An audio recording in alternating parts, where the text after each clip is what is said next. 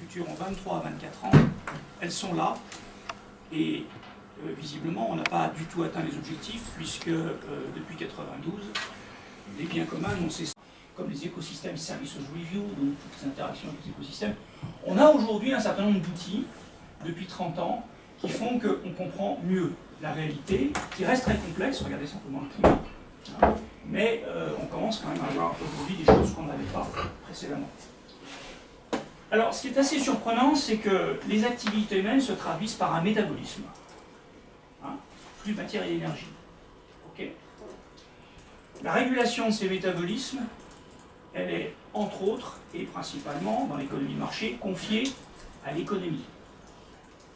L'économie est donc, quelque part, un outil qui permet de véhiculer des informations. Ces informations, on les trouve sur les flux de transactions, parce qu'il est bien rare quand l'eau passe d'un propriétaire à un consommateur qui n'est pas un flux monétaire. Hein, le flux physique part dans un sens, mais il y a bien un flux monétaire de l'autre. Hein. Et quand quelqu'un cherche à comprendre sa richesse, il n'est pas rare aussi qu'on utilise les monnaies, quelque part, comme outil de mesure des richesses.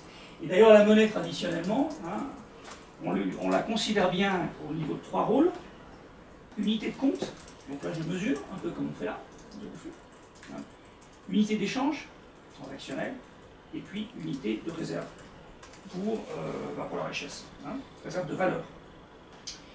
Donc la grande question qu'on peut se poser, c'est comment ça se fait que le modèle, sur le plan métabolique, aujourd'hui, on commence à bien le comprendre, à bien appréhender toutes ses limites, et comment ça se fait que l'économie, qui originellement était un outil qui devait gérer la maison, étymologiquement parlant, hein, lui, il n'a finalement été que très peu adapté par rapport à ces connaissances nouvelles que nous avons de l'interdépendance de nos activités avec la biosphère et de l'interaction qu'ils peuvent avoir sur la dégradation de son état général, qui, encore une fois, selon la vision des trois sphères, va se terminer par quelque part nuire à l'humanité. La grande question, elle est là. Donc nous, au travers de Fondation 2019, on a décidé de s'intéresser à ça, de voir comment est-ce que, d'abord, essayer de comprendre quelles sont les lacunes du système économique aujourd'hui par rapport à ces phénomènes-là, et voir en gros comment on peut se servir d'un certain nombre de modifications des règles économiques pour aborder une transition écologique des activités humaines. Alors, une des premières distorsions flagrantes, c'est que, c'est très clair, les prix des biens et services qui sont mis sur le marché ne reflètent pas du tout la valeur des coûts, hein, ce qu'on appelle les externalités. On va le revenir plus en détail. Alors pourquoi est-ce que je m'intéresse aussi beaucoup à l'économie? C'est parce qu'en fait l'économie, c'est quelque chose qui permet quand même d'être très puissant. Aujourd'hui c'est rare de voir un flux de matière et d'énergie qui circule sans qu'il y ait un flux d'argent, on est bien d'accord, donc ça couvre énormément de choses. L'économie, tout le monde en parle, on n'est pas obligé de traduire, en gros, chacun sait ce que c'est qu'un flux économique, hein. Et puis c'est un levier extrêmement puissant qui permet d'introduire ce qu'on appelle des boucles de rétroaction, positives ou négatives dans certains cas, et donc de modifier les équilibres entre les systèmes de production et les systèmes de consommation. Donc on est quand même, on est quand même un petit peu au cœur du système qui nous préoccupe aujourd'hui. Donc Fondation, nous on travaille au développement de ces outils, je vais vous en présenter quelques-uns à titre pratique, hein, qui permettent justement de modéliser ces disjonctions et d'être capable de mieux discerner aussi quelles sont les activités ou les évolutions d'activités qui sont plus rentables, plus durables que d'autres. Voilà, alors évidemment, très concrètement, ces outils, ça sert à quoi? Ben, ça peut aller dans... Ça peut modifier les systèmes de comptabilité, par exemple, et évidemment modifier les systèmes fiscaux, directs, indirects, etc. Alors, en fait, nous avons en Fondation, nous avons différents travaux qui sont organisés comme ceci. On a commencé en 2011 par un tour d'horizon méthodologique, puisqu'on va s'intéresser en fait aux outils de transcription économique des aspects environnementaux et sociaux. Donc nous, on est parti sur un grand tour d'horizon là. On a un outil qui est très intéressant, qui est un outil qui est disponible à tous les chercheurs, qui est une immense base de données indexée de publications scientifiques sur ces sujets-là. On arrive pratiquement aujourd'hui à plus de 7000, enfin, on est proche de 7000 publications qui ont tout indexé. Plutôt, alors il y a des publications scientifiques très concrètes sur des cas d'études, mais parfois il y a évidemment des approches méthodologiques, éthiques, philosophiques, derrière tous ces concepts-là, avec les auteurs que vous avez cités. Puis ensuite, on a des programmes très concrets. On a 4 chercheurs postdoctorants qui travaillent sur la modélisation des externalités sur un flux de production-consommation classique, avec un exercice très pratique de la TVA circulaire, par exemple, je vais vous montrer. Et puis on a 2 thèses qui portent sur les aspects associés soit aux services écosystémiques, bien les services écosystémiques, soit aux matières non renouvelables, et notamment aux filières minérales. Qu'est-ce que ça veut dire écosystémique? Écosystème. Ah, c'est écosystème. C'est Ouais. l'adjectif pour écosystème. Je vais vous en donner quelques exemples. Alors, les 2 disjonctions très importantes qui font qu'aujourd'hui l'économie n'a pas pris en compte toutes ces données importantes des activités, du métabolisme des activités humaines, je les résumerai très simplement en disant qu'il y a un gros problème sur les flux et il y a un gros problème sur les stocks. Les flux, c'est ce qu'on appelle les externalités transactionnelles, les externalités. En gros, quand un producteur produit quelque chose, le met sur le marché, le consommateur l'achète, le consomme, sur l'ensemble de son cycle de vie, il y a eu une transaction. Cette transaction, si elle est de 10 par exemple, la plupart des calculs nous montrent qu'en fait, elle ne couvre pas l'ensemble des coûts pour la société. C'est-à-dire quelque chose qui a été vendu 10, en fait, il a coûté 12, 13 ou 14. Ça, c'est ce qu'on appelle une externalité. Alors, je vais vous donner un exemple très simple. Filière lait en France, une étude que des partenaires ont fait sur la filière lait à la demande du Sénat. Vous prenez la filière lait en France, 25 milliards d'euros de chiffre d'affaires, okay, 7 milliards d'euros d'externalité. C'est-à-dire il y a 7 milliards d'euros qui sont reportés sur la collectivité en termes de coûts de dommages, et je vous en donnerai quelques exemples. Ça veut quand même dire qu'aujourd'hui, le fondement même de l'économie, qui est de dire que le prix de vente ne pouvait pas être inférieur au prix de revient, c'est quand même la base de l'économie, ça, hein, c'est un délit.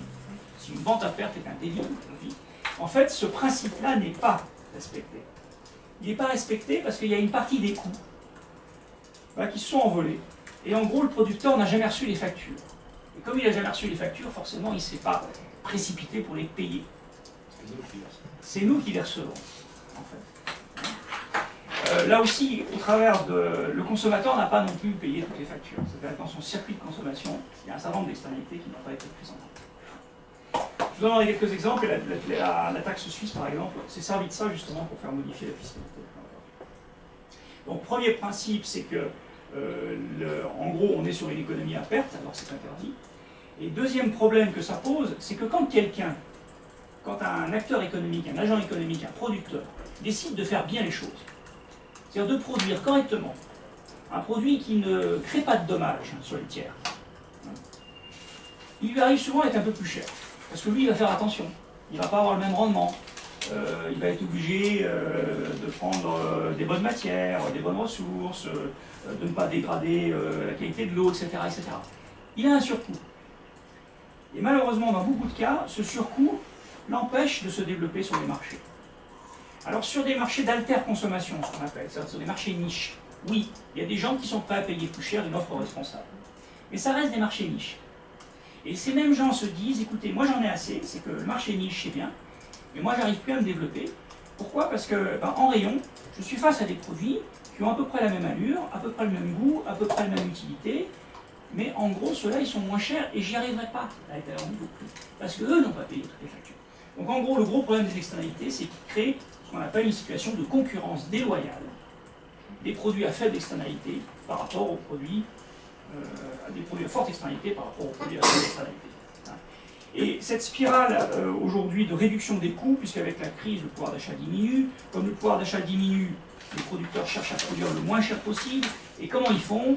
Devinez, ils cherchent à produire finalement avec le plus d'externalité. Parce que c'est le cas légal où ils n'ont pas été obligés de payer une facture puisqu'ils n'ont jamais reçu. Et donc on est dans un système économique aujourd'hui où on force la production à augmenter les externalités. Comment? Le cadre légal est illégal. Et oui, tout à fait. D'autre part, qu'est-ce qui se passe? Évidemment, ces coûts, il faut bien les payer un jour, donc la collectivité les assume. Donc pour faire face aux coûts de dommages, les prélèvements doivent augmenter. Comme les prélèvements augmentent, le pouvoir d'achat diminue. Et donc on est dans une espèce de spirale infernale où finalement on a tendance aujourd'hui à favoriser ce type de raisonnement. Il y a des études macroéconomiques qui sont très intéressantes là-dessus. Donc pour résumer, les externalités, ce sont des flux d'argent qui ne sont pas comptabilisés, ça fausse les données d'échange, et cette disjonction, évidemment, entraîne une espèce de déséquilibre en spirale qui est assez méchant. Maintenant sur les stocks. Alors, on parle de biens communs. Le minimum de l'activité économique, ça serait de pouvoir conserver le capital nature et le capital social, qui est un bien commun. Ça serait un objectif sain de la comptabilité. D'accord là-dessus. Or, de la même façon, il n'y a aucune obligation des agents économiques de vérifier qu'il y a bien conservation du capital nature et du capital social d'un exercice à l'autre. En revanche, ils ont l'obligation de le faire pour le capital technique, depuis le 19e siècle. Il ne faut pas oublier que ce qu'on appelle la comptabilité moderne ou historique aujourd'hui oblige l'entreprise à immobiliser le capital technique. Pourquoi ? Ça, c'est né du monde agricole au 19e siècle, où le bon paysan savait très bien que son cheval n'allait pas durer 100 ans, et donc que s'il ne mettait pas un petit peu d'argent de côté pour en racheter un quand le cheval sera fatigué, il n'allait pas y arriver. Et puis son cheval aussi, s'il met un peu d'argent pour l'entretenir correctement, etc., il va durer plus longtemps. Ce principe-là, c'est le principe qui a été appliqué stricto sensus par les investisseurs financiers de la fin du 19e, quand ils ont commencé à se dire, au lieu d'investir dans les terrains agricoles ou dans les forêts, on va investir dans l'industrie. Et qu'est-ce qu'ils ont demandé aux industriels? Ils leur ont dit, c'est très simple, votre machine, moi je ne veux pas qu'elle devienne ça. Parce que votre machine, c'est le capital que j'ai posé sur la table. Moi, je vous ai donné de l'argent pour investir dans un capital technique. Ce capital technique vous permet de produire. Eh bien, je veux deux choses. Qu'entre deux exercices comptables, chaque année, je puisse voir au bilan qu'il y a bien eu conservation du capital technique. S'il n'y a pas conservation du capital technique, alors on appelle ça une dépréciation des actifs. Et donc, je vais venir amputer votre résultat de cette dépréciation. Première chose qu'ils lui ont demandé. Et deuxième chose qu'ont demandé les investisseurs à la fin du 19e, ils leur ont dit, mais je ne suis pas dupe, pour pas que votre machine devienne comme ça, je veux voir au bilan et au compte d'exploitation un amortissement, qui veut dire ne pas mourir. C'est-à-dire que vous allez venir prélever du fruit d'exploitation, du résultat d'exploitation, une part de cash qui va servir à maintenir le capital technique ou bien à préparer son renouvellement si on doit remplacer la machine. C'est ce qu'on appelle le principe d'amortissement des actifs, l'approche comptabilité en coût historique. Eh bien, le gros souci qu'on a aujourd'hui, c'est que l'économie n'a pas pris en considération cette excellente règle, cette très bonne règle, en ce qui concerne le capital nature et le capital humain, où cette notion-là de conservation est totalement absente de la comptabilité des entreprises ou des agents économiques, mais j'oserais dire aussi absente de la comptabilité publique des États, qui n'ont pas à le prendre en considération.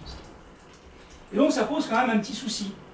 Ça pose un souci parce que ça veut dire que globalement, eh bien, les entreprises et l'économie peuvent progresser au détriment du capital naturel qui un jour va peser sur le développement de l'économie, mais comme ce n'est pas dans l'horizon de temps et comme ce n'est pas dans le champ de la comptabilité, on ne le comptabilise pas. Ça peut être une des explications aussi du système qui ne peut pas vraiment perdurer. Alors, vous avez des gens comme, en France comme Jacques Richard, à Paris Dauphine, qui travaille beaucoup là-dessus, et notamment qui a proposé des modes de comptabilité assez intéressants, où on vient au même titre, dans le bilan d'une entreprise, au même titre qu'on trouve capital technique, immobilisation, eh bien on retrouve le capital nature et le capital social, et évidemment le compte de résultat est amputé d'une éventuelle dépréciation, ou il est amélioré d'une éventuelle appréciation de ses actifs. C'est une révolution assez intéressante, malheureusement, qui a du mal à se mettre en place. Alors, concernant les externalités, oui. Petite différence, moi je ne comprends pas. Le capital qu'on a investi pour faire des machines, etc., on voit bien qu'il appartient à la société. Mais la nature ou le social, dans quelle mesure est-ce qu'il appartient à la société? C'est à nous de décider. Mais pourquoi il n'appartiendrait pas à la société, la bonne gestion de ce capital nature? Pourquoi est-ce que ça ne serait pas, quelque part, le pouvoir de la société de définir? Quand vous dites la société, c'est la société par action ou la Moi je pense que c'est la société par action, hein, oui. Ah oui, tout à fait. Une entreprise. Oui, mais si vous voulez, on est un petit peu comme dans la comptabilité, version avant 19e siècle, un entrepreneur pouvait très bien augmenter son résultat en ne faisant aucune maintenance des équipements, voire en vendant ses machines. Là, il allait faire un chiffre d'affaires formidable et un résultat pléthorique. Puis ensuite, il mettait la clé sous la porte, il partait. Et c'est ça que les financiers n'ont pas voulu. Or, aujourd'hui, on est dans une situation où on se dit, on va avoir quelques exemples, le réchauffement climatique va nous coûter X% du PIB. La dégradation des écosystèmes va nous coûter jusqu'à 11% du PIB. En gros, on est en train de se dire, oulala, mais il y a un certain nombre de coûts qui vont dégrader les conditions de développement de la société.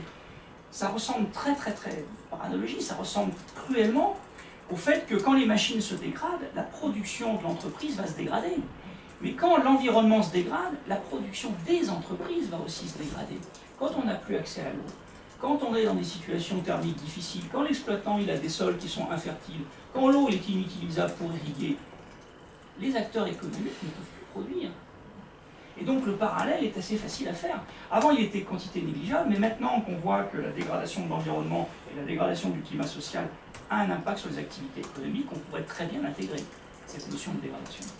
Oui, moi j'avais juste une remarque générale concernant la notion de contrainte.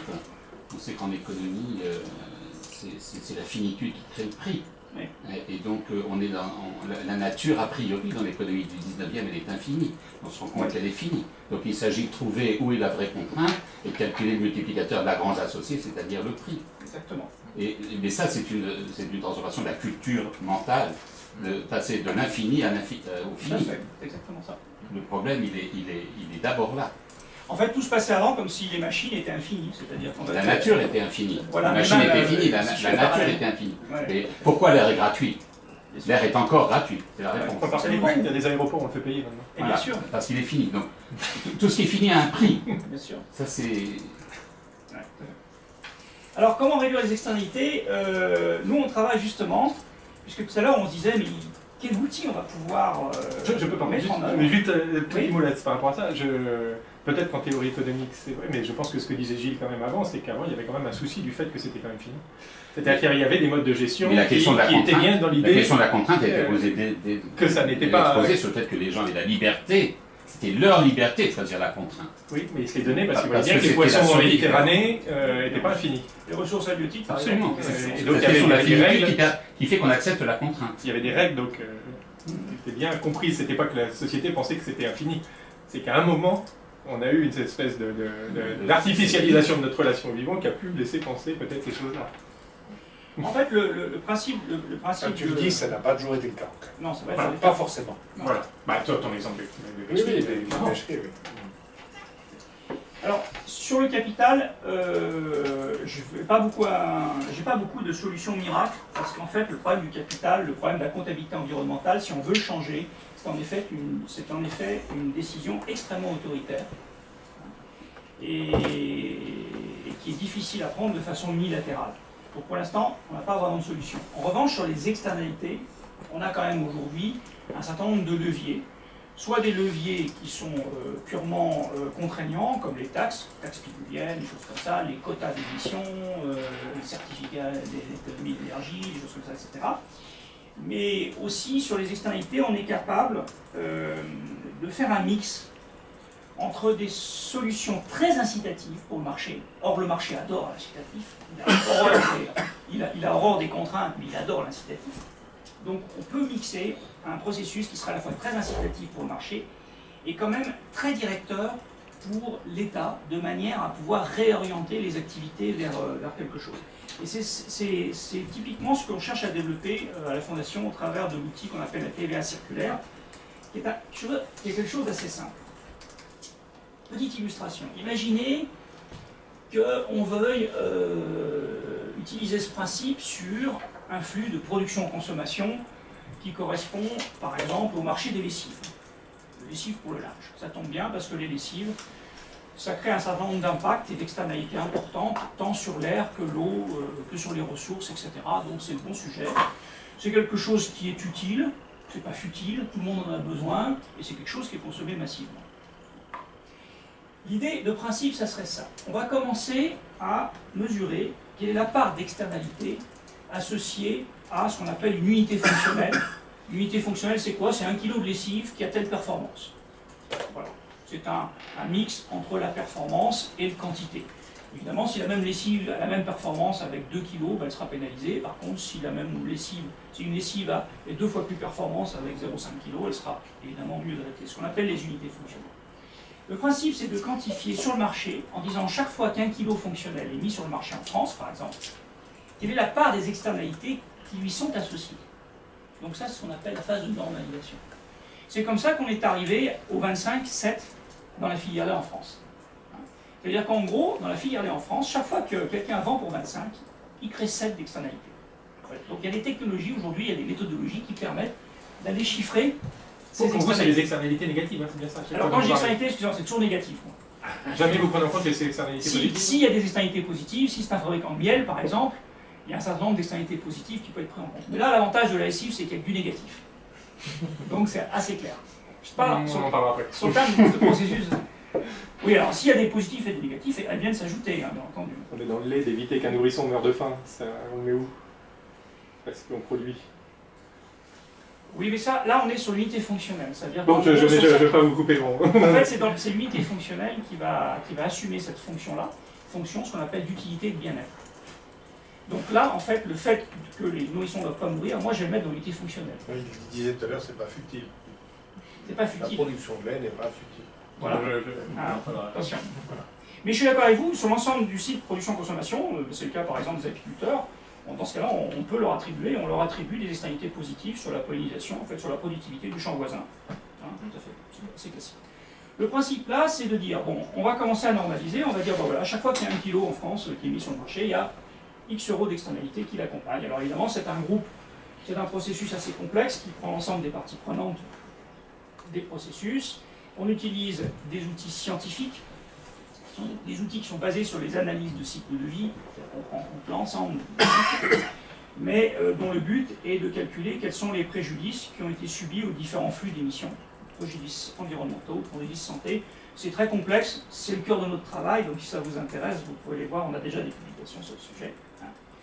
Et donc ensuite, avec ces données-là, si par exemple on sait que quand on vend 10, eh ben, il y a 7, pour reprendre l'exemple de enfin, cet exemple-là, 10, 3, mettons, avec cet exemple-là, on pourrait très bien lancer un challenge sur le marché, c'est-à-dire les institutions qui pilotent tout le processus d'évaluation, les agents économiques payent toutes les évaluations, mais dans notre système, les institutions gèrent l'ensemble du processus et les règles.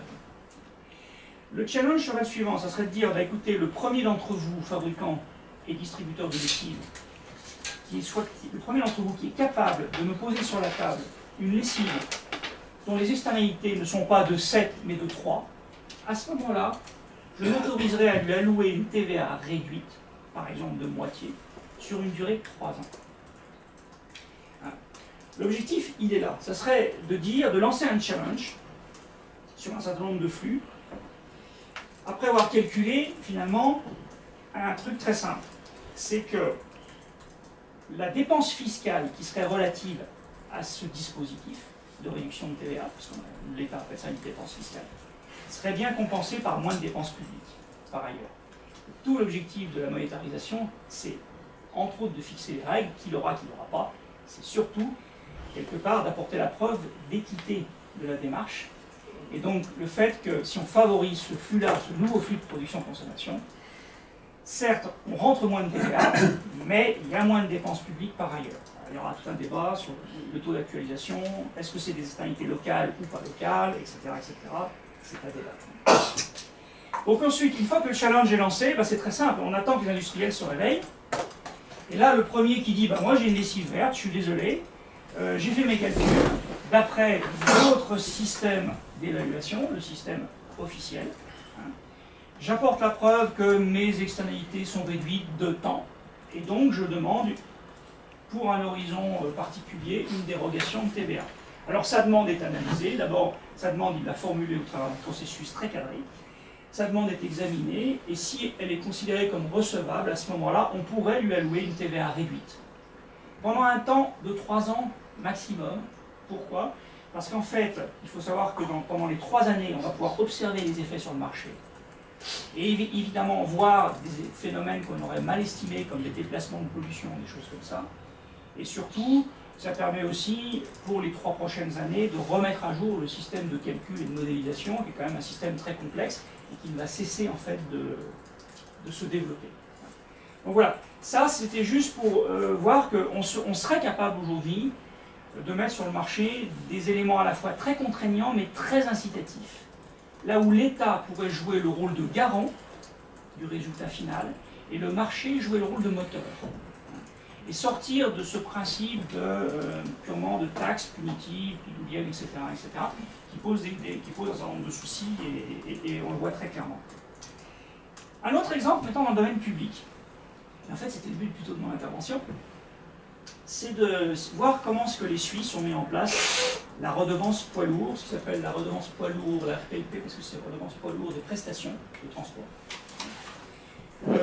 Régulation qui a été mise en place en 2001 et qui fonctionne aujourd'hui sans grand problème. Les Suisses ont une particularité, c'est qu'ils considèrent que pour qu'une décision publique soit efficace, il faut à la fois qu'elle soit basée sur une légalité forte et une légitimité importante, sans faille. La légalité fait qu'elle n'est pas contestable, mais la légitimité facilite son déploiement. Et ça, c'est typique de la démarche suisse. C'est peut-être quelque chose qu'on a tendance un petit peu à oublier en France. Quand on met en place quelque part des dispositifs qui sont là qui ont pour objectif d'améliorer les conditions du bien commun, on n'échappe pas à cette règle-là. On le voit très très bien dans les grands projets qui posent problème, comme Siemens, etc. Le gros souci, c'est que la légitimité, c'est un petit peu long à construire. Ça se fait dans le dialogue environnemental pour ce qui est de l'environnement, dialogue social pour ce qui est du social. Évidemment, ça ne se fait pas tout seul, ça se fait avec toutes les parties prenantes, donc avec, quelque part, forcément des personnes qui ont des opinions très diverses, voire très opposées. Il est important que ce débat puisse aboutir. Alors, évidemment, il y a plein de subjectivités et il faut laisser en partie ces subjectivités. Ce qui est assez intéressant avec les externalités, c'est que ça peut être un outil redoutable pour faire converger les échanges entre des gens qui ne partagent pas du tout les mêmes points de vue, voire les mêmes valeurs. En gros, on demande à l'écologiste de faire un petit pas vers l'économie. Mais on lui demande, je dirais dans le bon sens, puisqu'on lui dit « tes revendications sont tout à fait légitimes, et sache qu'en plus de ça, en plus du ressenti, en plus du préjudice que tu réclames, sache aussi que ça nous coûte cher, nous, la société. » C'est ça les externalités. C'est assez intéressant. Les agents économiques purs et durs, ça permet aussi de les amener sur la table de la négociation. Parce qu'en gros, ces gens-là, ils parlent que d'économie, ben on leur dit, ben, c'est pas compliqué, tu veux parler d'économie, on va parler d'économie. Simplement, on va étendre un petit peu le champ de l'économie à un certain nombre de flux monétaires qui sont bien dépendants de ton activité, mais que tu as oubliés.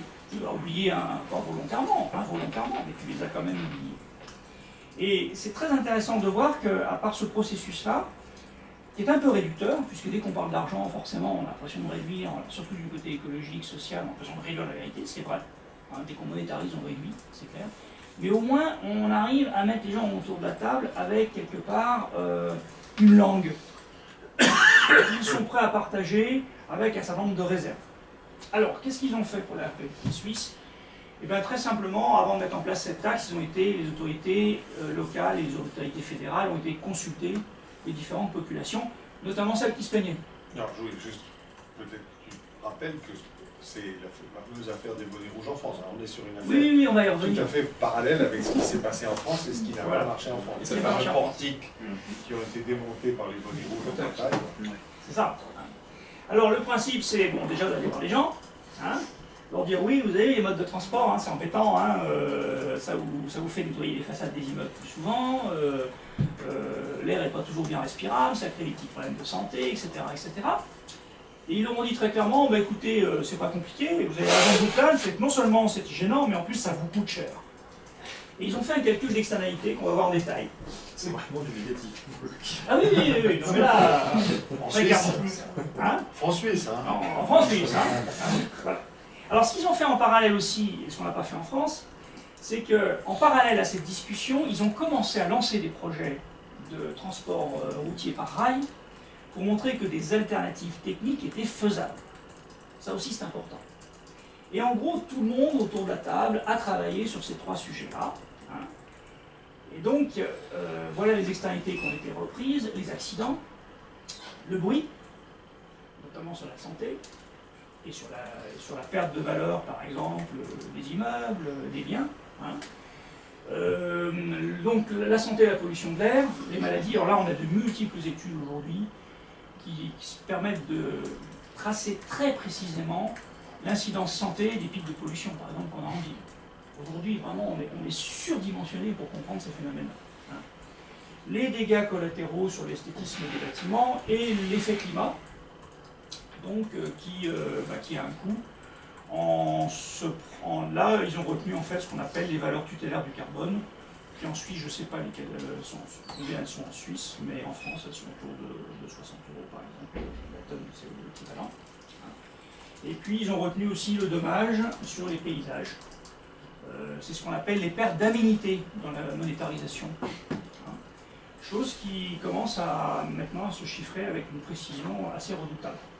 Donc ils en ont pris encore d'autres, donc voilà très clairement en quoi ça se traduit. Ils ont dit voilà, sur un an, hein, l'ensemble de ces externalités dues à tous les transports coûtent à peu près pour les routes 8 milliards, hein, donc au total 9 milliards.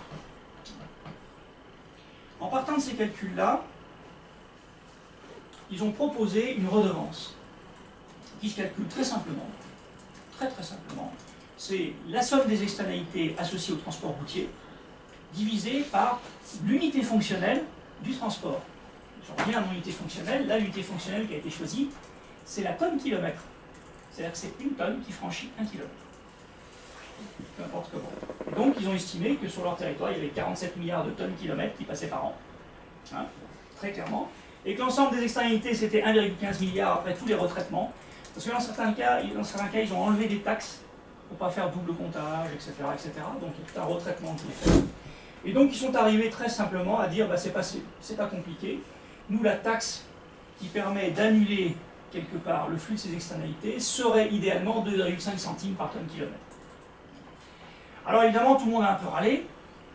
Les agents économiques ont dit oui, mais nous on va pouvoir payer ça, ça va nous discréditer, etc.